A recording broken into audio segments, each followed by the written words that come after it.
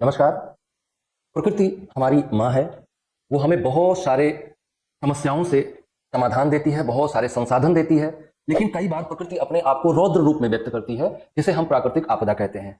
प्रकृति अपने आप को रौद्र रूप में व्यक्त करती है तो हम बाढ़ से प्रभावित हो जाते हैं, सूखे से प्रभावित हो जाते हैं, भूकंप की घटनाएं होती हैं, ज्वालामुखी विस्फोट होते हैं।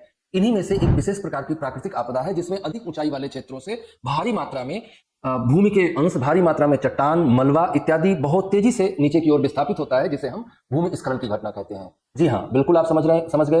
मैं बात कर रहा हूँ केरल राज्य के वायनाड जिले के मेपाडी गांव में हुए भूस्खलन के बारे में, जहां पर भूस्खलन के कारण 277 लोगों की मृत्यु हुई, 200 से अधिक लोग अभी भी गायब हुए और 5,500 से अधिक लोगों को रेस्क्यू किया गया है। और अभी भी खराब मौसम के कारण रेस्क्यू ऑपरेशन चलाने में असुविधा हो रही है, जिसमें एनडीआरएफ के जवान, सेना के जवान बहुत मुस्तैदी के साथ लगे हुए हैं लोगों की जान बचाने में।